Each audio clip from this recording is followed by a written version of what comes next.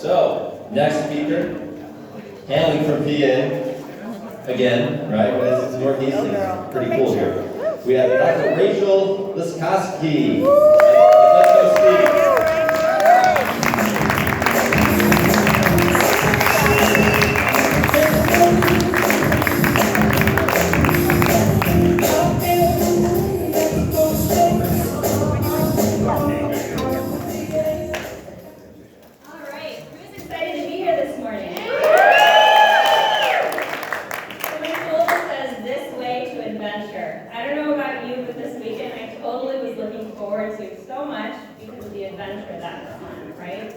We love what we do.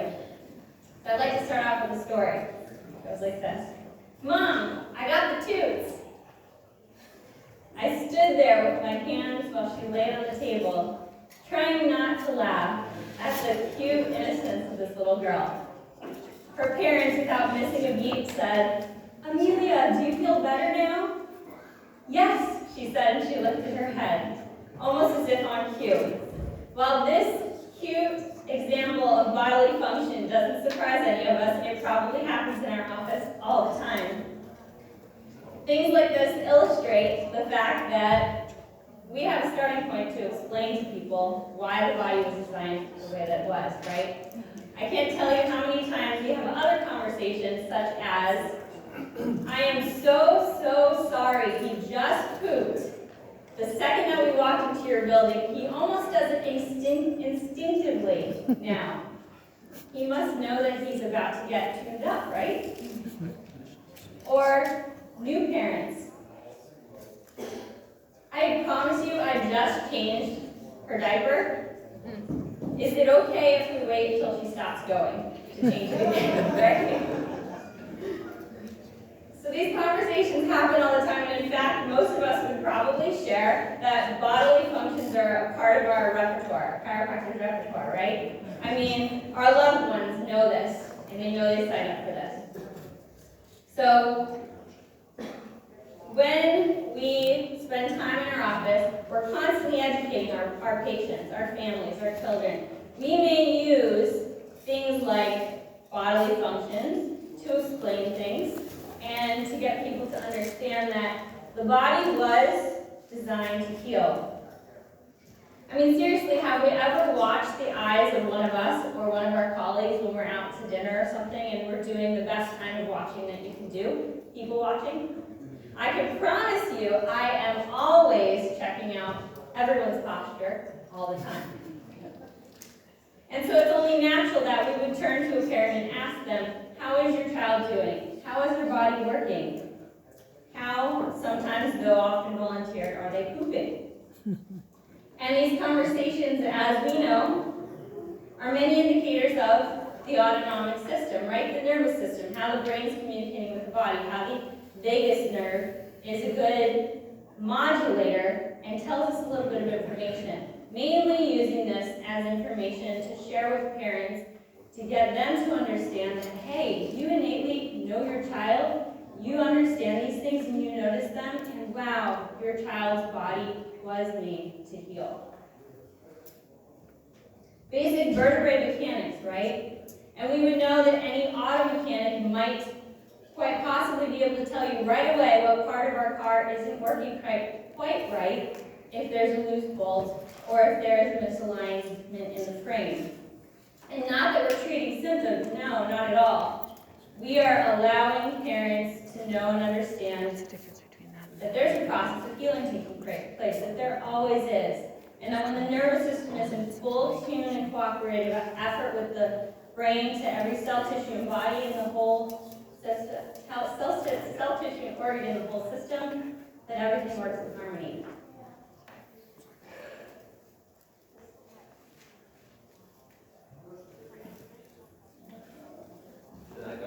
Go forward, right?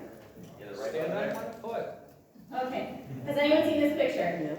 This circulated around Facebook a while back, right? So, doesn't this paint a good picture? Not only that this child is born into a world of insanity right now, right? But also that when we put those things on our faces, What is the first mechanism in our body that starts to tell us, hey, it's not good to cover your breathing, right? Right? Do we need to really be told this? I mean, come on, right? The autonomic system, the amazing brain and body that we were given, should tell us what it needs. I'd like to share a story with you. I don't know what way I have to go. Okay. So I'd like to share a story with you about 3-year-old Matt. Matt came into my office after his mother had experienced chiropractic care for the last month and a half of her pregnancy. She was absolutely convinced that there was no way that her body would naturally go into labor on its own, that she needed to be induced. This was her 4th child, and her mother had been induced with all of her children as well. And so when I calmly explained to her, your body is intelligent. Your body's intelligent. She went to the extent of finding a different obstetrician who would allow her to get induced, right? And she actually did go into labor naturally on her own. She had a wonderful, easy birth. And we shared about how amazing her body was designed to be. She decided that Matt would be a good candidate for chiropractic care. She said, can you help my son? You've tried so many different things. Matt came into the office, pleading, starving, screaming, starving for social interaction that day, but bewildered by the tiger within. His body is a storm, right? We see these children. There's a storm within, but all of us see hope within that storm. Matt came in, and he had to be held down by his mother. And I looked at her, and my heart ached. And she said, I know this looks like I'm torturing him, but the only way that he will allow us to work with him, I'm convinced, is if he's asleep today. She said, he was young, he's 3 years old now. When he was young, we had to do this every night to allow him to fall asleep. He has so much energy. He now has a lock on his door, because otherwise he would run throughout the house throughout the night. And so that adjustment took place at the end of the day at our office, 40 minutes of checking and adjusting this sleeping child. And I prayed and I hoped that as his body unwound the tension within the nervous system, that his body would start to heal better than what it was before. The next visit that he came in, I stood bewildered and looked at this child, and I asked that question that, it's like a question and a statement that we asked together. How is Matt? As I watched this child walk in, he gave me a hug against my leg, and he went and proceeded to dump the puzzle onto the ground and start to put the pieces together. His mom said to me, he is a different child. I have never seen him speak so much than he has in the last few weeks. He is using words, he is interacting with his newborn sister, and he's much more calm.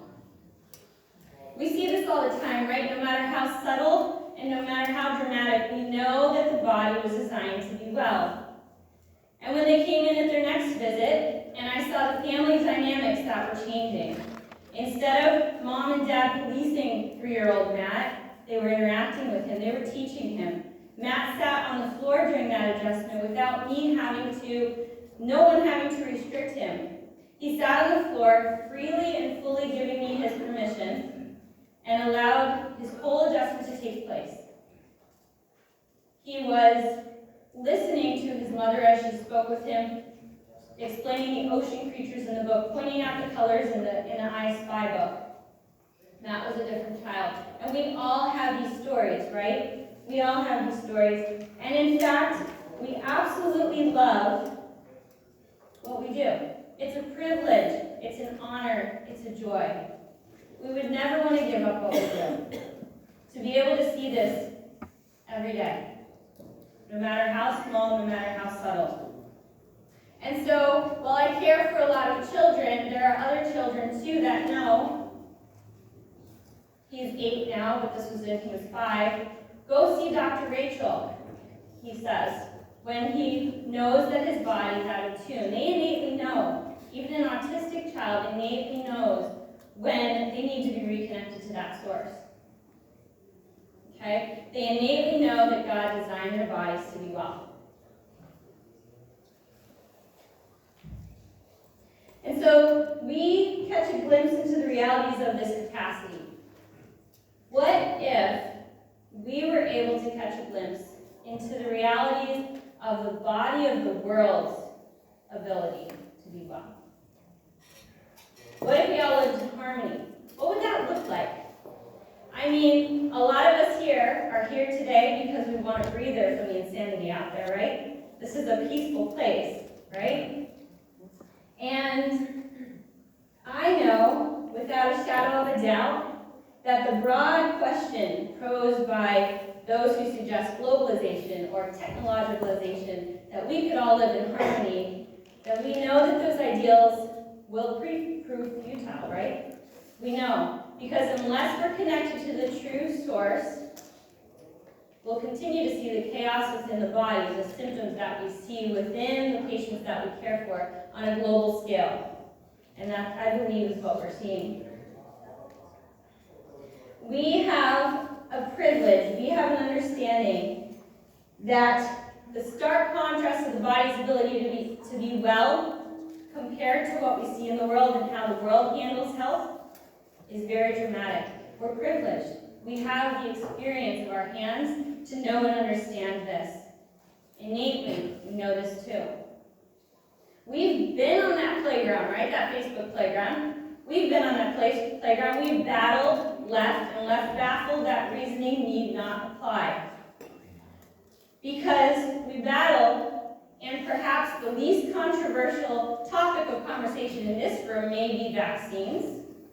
But we know that on a greater scale, and more true today, that we battle not flesh and blood, but principalities. This is not just something we can talk about and fight. And so when all of this started happening, whenever this started happening, I kept thinking, there's a ship, there's a ship, there's a ship. And behind the ship is the wake of the boat. And we're stuck in that wake. We're focused on that wake. And really, I know without a shadow of a doubt that there is a driving force ahead of all of this. And the wake is what we potentially are caught in if we don't focus on what's ahead. And isn't that true in our practices each and every day? Isn't it true that if we listen to the symptoms that people talk about, or if we focus on the symptoms, or if we connect the symptoms to everything without focusing on what is true, that we're caught in that, and that's what the world is caught in? And isn't it true, too, that if we still focus on those clashing waves, we forget that life, by all means, is intelligent, that there's an inherent organization in all things, and that inherent organization drives all things. There's a cause to every effect, such that the monarch butterfly migration, but the butterfly effect, this is the monarch butterfly migration picture, but I want to illustrate that the effect of a butterfly, right, the notion that a flap of a butterfly's wings will have enough of an impact halfway across the world to cause a hurricane. Chaos theory. That every action that we do has an effect. And so I thought about this, and the relationship of cause and effect is intelligent, that very relationship. So if we were wanting to live in harmony, what would be an effect of disharmony? So my actions. What if I choose to eat chicken this afternoon? And do you guys know, I just learned this last week, but chicken that might be served to us may be raised here, processed in China, packaged in Brazil, and shipped back here. Right? Do we think for 1 second that that might be contributing to our digestive upset? I mean, do we think about that, you know? And who of us, I'd like to show of hands, who of us looks forward to the way our gut feels after a weekend like this? I mean, I'm always an introvert at heart. It's like, maybe I should just bring food and just, eat it, and then I'll just still interact with people. No, you have to share with people that you haven't seen in a long time. But what, another example. So I went into Bed Bath & Beyond several weeks ago without a mask on, and I was quietly escorted out, told that I couldn't be there because I didn't have a mask on. And I thought to myself, all those items that I just gave back to her, they were all made in China. Maybe I just wasn't supposed to purchase them. And so instead what I did is I sought out a friend who's a patient as well, and I said, you know what, can you crochet me some washcloths? And she said, sure. And she did. And we actually exchanged our gifts and services. So what is the ripple effect, the butterfly effect, if you will, in that one small interaction? We share the gift of our hands, a hug, a connection, a relationship. Need I say more? So when you think from a big picture, is there something greater than just a fallen world that is physically crying out? Is there something greater than the physical subluxation that we experience in the body? What perhaps would we see differently if we cared for the entire earth? And if not just cared for the entire earth, but understood that every action that we did cared for all of humanity too. And that all of creation and all of humanity beats and breathes in unison at the same time. How would our actions be different? So similar to chiropractic, if we don't care for our physical body, there's an effect, no matter if we see it, right? If we don't care for our spiritual body, there's an effect, no matter if we see it as well. We care for our land and we care for ourselves. If we choose to negate certain physical laws, we know this from our philosophy classes, there's always a physical effect. Like we choose to negate gravity, there's going to be physical effects. There's also spiritual effects. If we choose to negate spiritual laws, there's also physical effects. How many of us have memories of breaking a bone when we were younger after we heard the proverbial warning of not to do what we just did? Right? Okay, thank you. Okay, so perhaps I have a story to share with you, and perhaps that we all know that what we're experiencing right now is because of fear, false evidence appearing real. Basically a separation from what is true, and who we know, who created that truth, who leads us and guides us. So a short little story, here's me on my 31st birthday last month with my grandmother. And while she told me that I look like I'm 17 on my 31st birthday, and I will revel in that, do you know that my biological existence began in 1959? So when I was a small, little, tiny egg inside my mother, pictured on the left there, next to her identical twin inside my grandmother, was when my egg came into existence. And I may have shared this last year, but isn't that just mind-boggling? I mean, think about that. We share this with all of our siblings, too. So what if we could think about the fact that all of our patients, all of our patients, newborns, that we care for, how many ultrasounds would they have when they come into our office? 1 to 3? 6 to 10? 5?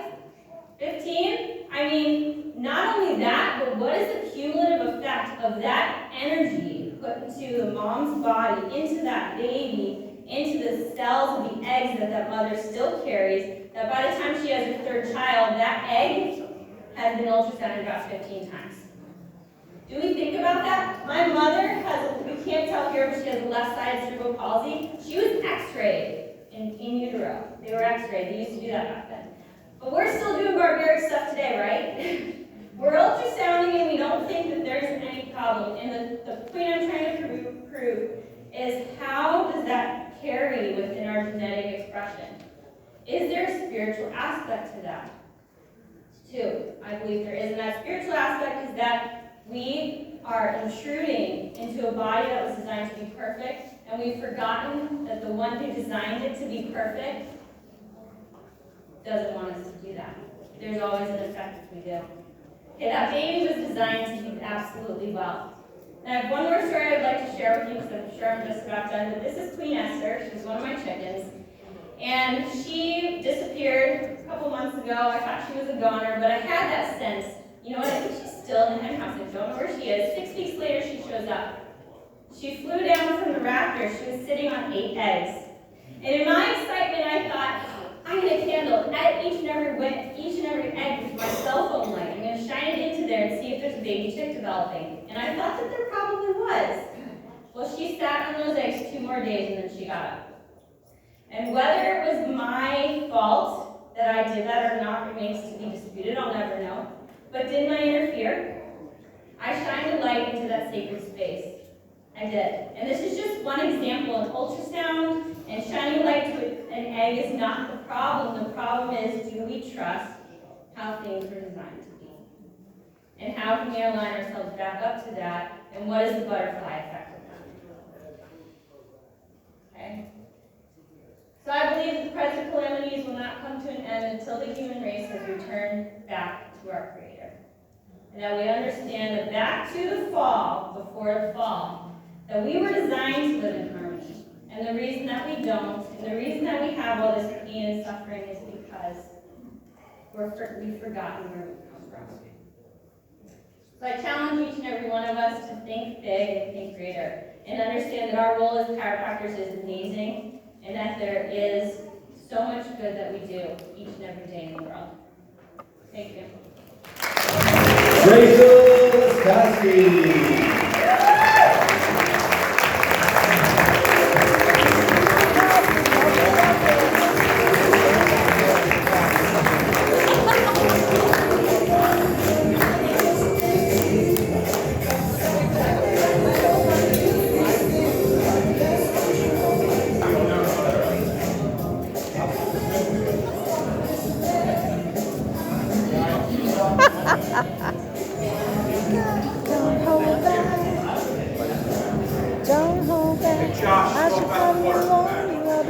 All right, one more announcement.